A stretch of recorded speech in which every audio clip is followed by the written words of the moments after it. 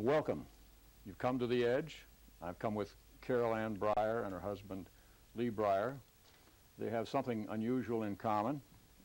Carol is an ex-nun, and Lee is an ex-priest. We had an interesting conversation about that issue.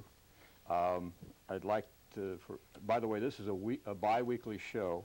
Every 2 weeks we come on on a Monday, but we have an early show today which is live. You could call into this show, and I don't know if that's set up or not, but in any event, it has been in the past.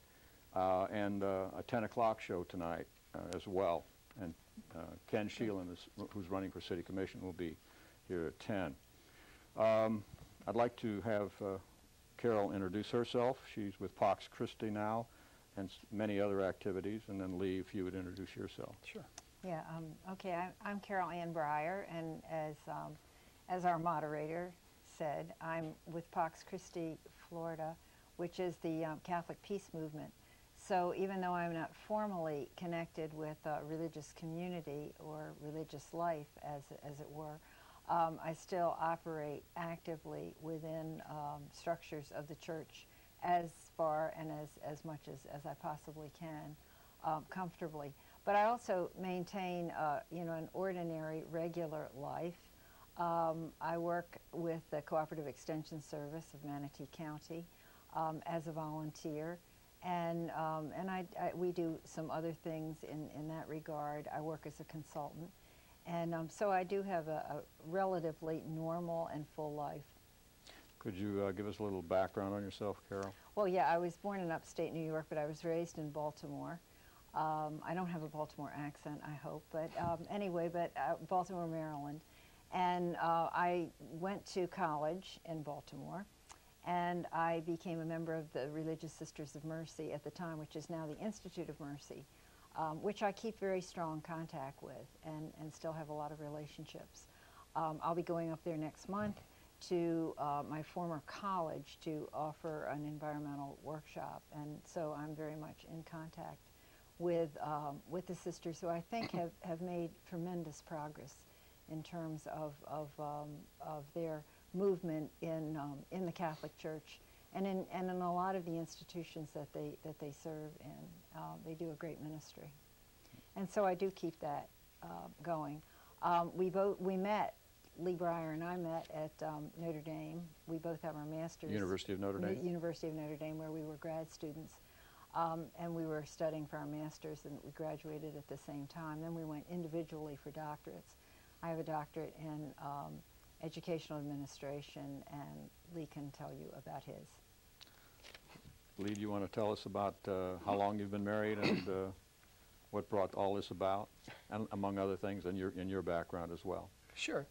I was born in Chicago and went to seminary high school in Niagara Falls, Ontario, with the Carmelite Fathers. Many of your viewers probably recognize the Carmelites from a number of parishes that are in southern part of Sarasota County, in Osprey, Englewood, Venice. Then went to college there, graduated from St. Bonaventure's University in Olean, New York.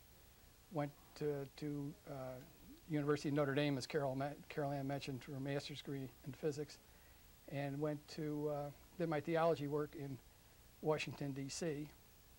At Whitefriars Hall, which is adjacent to Catholic University, and was ordained in March of 1965 in Chicago.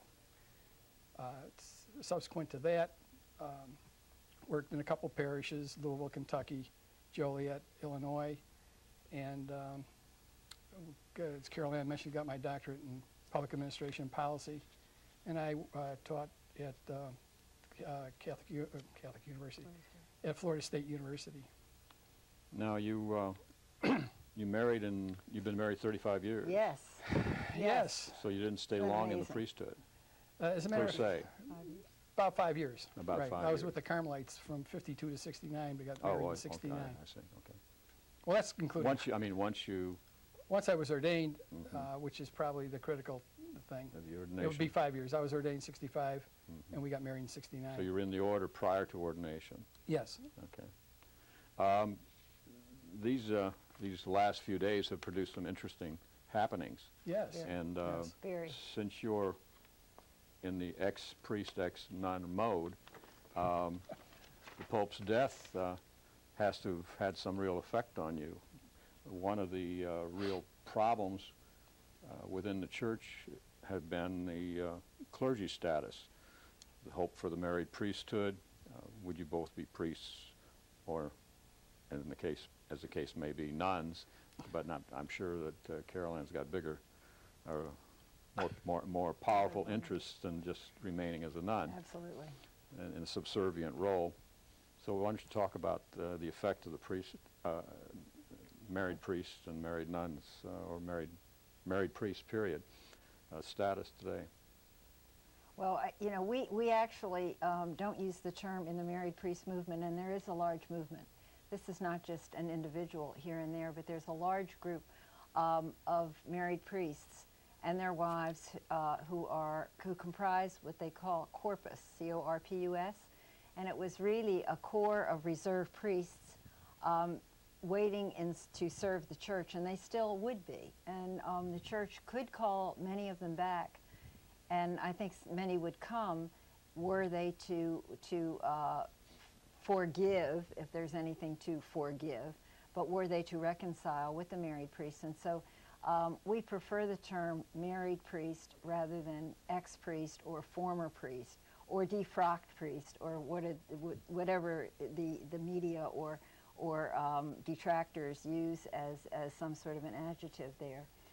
In terms of the relationship with the church, we are the church. If we follow the theology of Vatican II, we each are the church. The church has an institutional structure, but it also has a spiritual community, and it's that spiritual community with which we have never severed relationships or contacts. And I think in terms of Pope John Paul II's contribution, I think there was a large movement toward making people understand and see their interdependency and see the community. I don't know in terms of that it was in terms of theological dimensions as much as we thought it might be, but it certainly was there in terms of diplomacy and political and international relations. There was a bonding that I think Pope John Paul created among Christians and among all the religions of the world, including particularly, I think he did a wonderful job with our Jewish brethren. So you're saying he did good political relations worldwide, but would you give him, you'd give him an A on that, I take it. Yes. What kind of grade would you give him regarding the clergy generally as to how he treated them? Well, I think that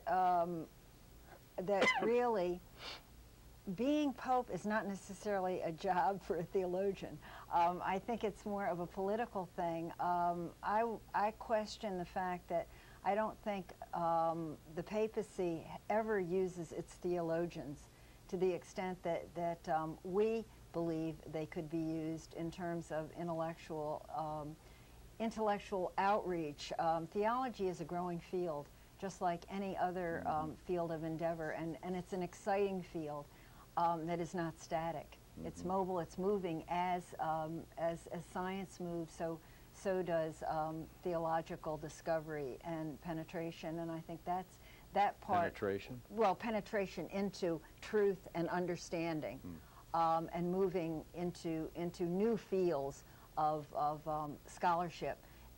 Just the finding of the Dead Sea Scrolls, for example, introduced a whole new level of understanding of what the scriptures were really based on. We have a friend in common, Father Frank Bonneke, who was head of the Priests of America, married clergy of America, Correct. I believe. And he was on the Donahue show many years ago. Yeah. Right now, I guess Frank is about 80, and